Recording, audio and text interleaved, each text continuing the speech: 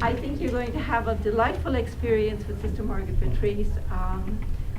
I think she has perhaps the one person around here who has the biggest memory about Incarnate Word College before it became the University of the Incarnate Word, and also the history of the congregation. And so I'm not going to stand here and talk about you because I think they all have a copy of your book. I am just Well, we're so going to take a pleased. test. We take a test first. But I'm just so pleased that you can be here with us.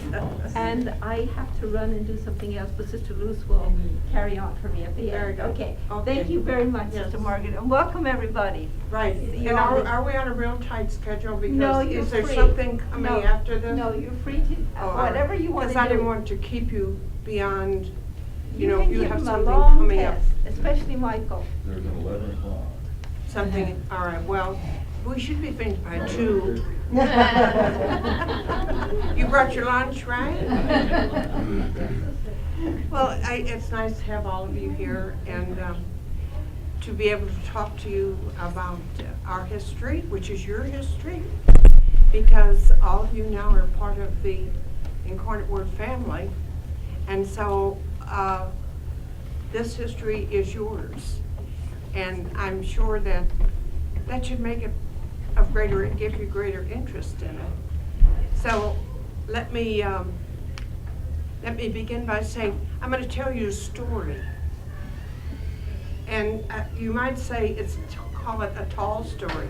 Texans love tall stories, don't they? You know, little fabrication here and there, a little exaggeration.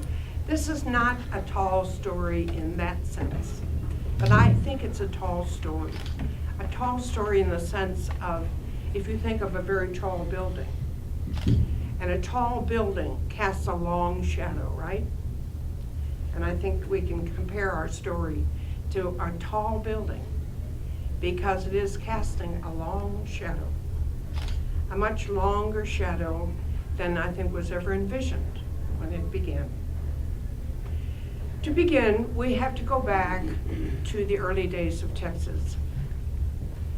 And I'm talking now about the time shortly after the Civil War. And San Antonio was a very different city from what it is today. It was a poor city. The streets were not paved, no electricity, very poor sanitation. And people lived very simple lives. Population was about 5,000 at that time. It was a happy city. People, even in those days, we have records of people who like to celebrate fiestas, just as we do today. But tragedy hit the city. Terrible tragedy hit the city. I have to be careful here with dates. All these historians around, and they're checking. But anyway, 1849, a terrible tragedy struck the city with the outbreak of cholera. As I said, the city was very different from what it is today. And when a terrible epidemic such as cholera broke out, there was very little way of controlling the spread of the disease. There were a few doctors in the city. There had been a wave of German immigrants for this time. German immigrants who, for the most part, were pretty well educated people. Unusual at that time. They had settled in San Antonio, and among them were some doctors who had been, a few doctors belonging to essentially the same family. The name was Herf, and some of you who have lived here a long time, that name might be familiar to you. They had been educated in the universities of Germany, and they were very fine doctors, but there were just a handful of them. So when there was no hospital, nursing had not even been dreamt of at that time. No pharmacy, no emergency room.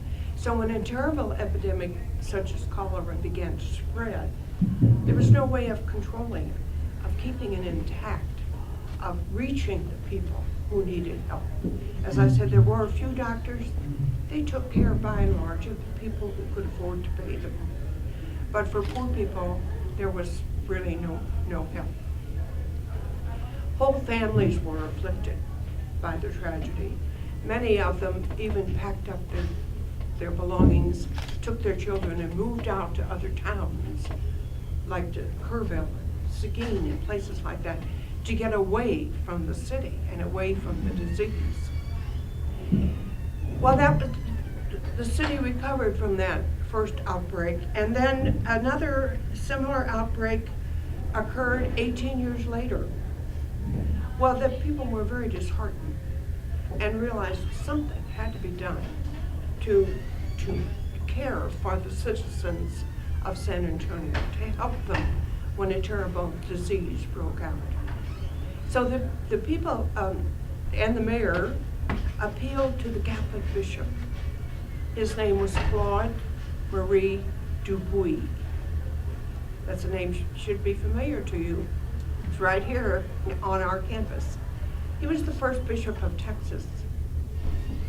And he had helped the people of Galveston just a few years earlier when an epidemic of yellow fever broke out in Galveston.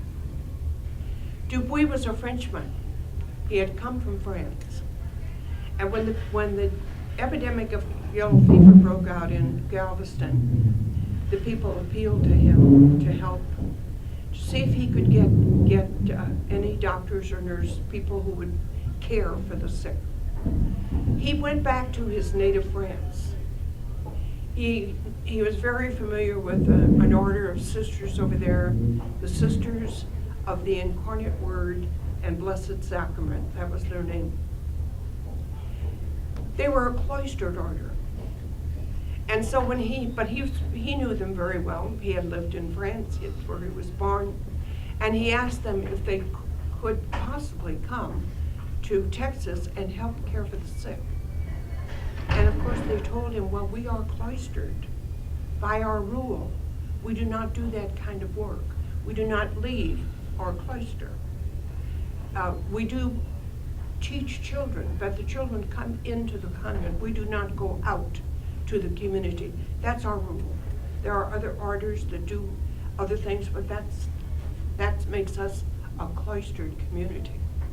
But they said, if you can find some young women here this was in the city of Leon, if you can find some young women in the area who would be willing to do this kind of work, who would go over to Texas and try to care for the sick, we will be happy to train them to be sisters, to be nuns, who would be ready and willing to do that kind of service. Well, he found 3 young women who volunteered to come to Texas and to start a new order. They were trained by the cloistered order in France. The name was changed from Sisters of the Incarnate Word and Blessed Sacrament to Sisters of Charity of the Incarnate Word, emphasizing the fact that their work was not cloistered, prayer, enclosed living, but charity. They would do works of charity. They would go out and serve the community. So the sisters in France, they prepared these young women to go to Texas and to help the bishop and help the people of Galveston. That was 3 years earlier, 3 years before the outbreak of cholera in San Antonio.